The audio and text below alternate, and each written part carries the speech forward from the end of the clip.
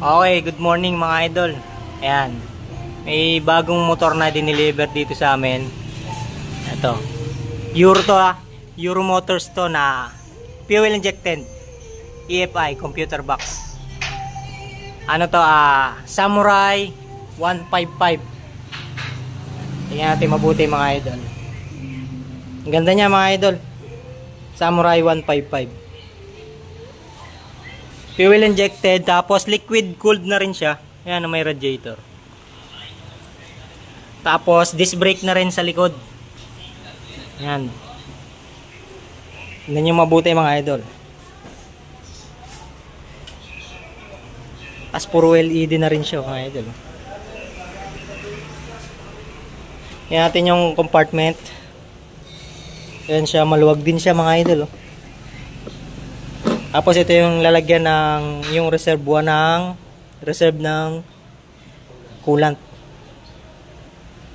Nasa tabi ng upuan. Bali madali na siyang lagyan.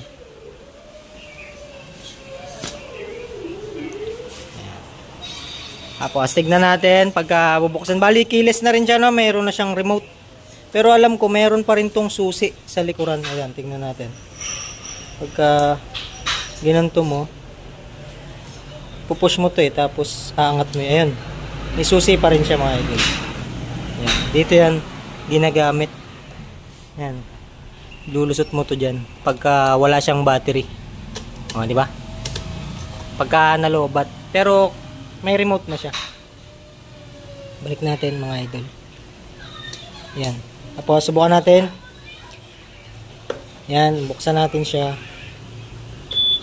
Ayan, tutot sabi. Buksan natin. Yun, ang ganda ng ano niya, ng pinaka dashboard niya, yung pinaka speedometer niya, display. Ayan.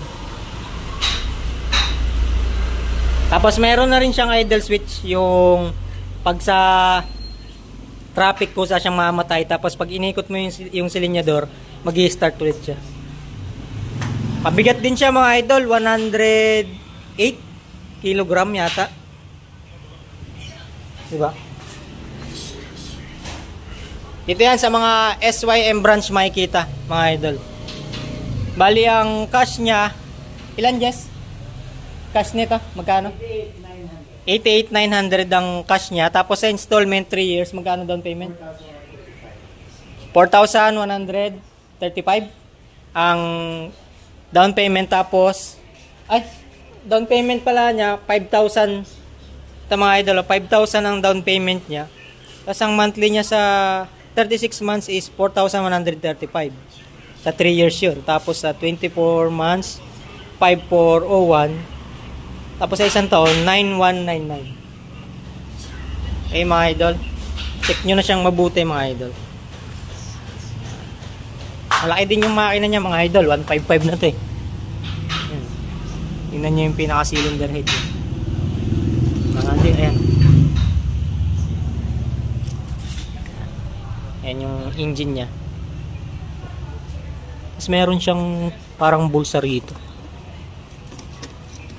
Yun, malalim din. Malalim din siya. Lalagyan ng hotdog. Hotdog, ganyan lalagyan ng hotdog. Baon, kanin, ganyan. Kabila. Tapos subok natin yung mga tingnan natin yung ilaw niya sa harap. Kung nakailaw na siya. Ba hindi pa? Tingnan natin. Paano ba iilaw to? Ito. Ayun. Pag pinindot mo pala to, ilaw. Ayan mga idol. Ilaw niya. Tapos ito, nakailaw na rin yan. Pag pinatay natin. Patay. Tapos ilaw. Siguro naman mga idol, alam nyo kung ano yung kamukha. Obvious na naman, kitang kita. Na? Pero ang ganda mga idol. Yan. Mga idol. Bali ang maximum horsepower niya mga idol 8,000 RPM.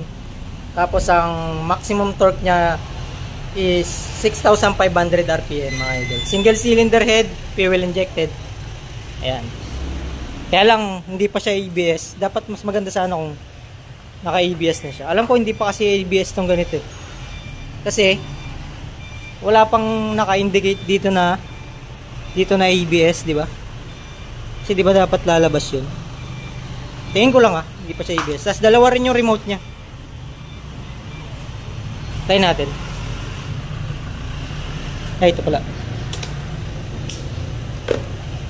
Ayan. Tapos liko mo para i-lock. Ayan. Tapos paghahanapin mo siya, kunyari nasa mall ka, nasa parking lot, diba? Parehas na parehas nung isa. Kamukhang nung isa, kaparehas din siya. Ang ganda niya mga idol. Ayan. Samurai 155.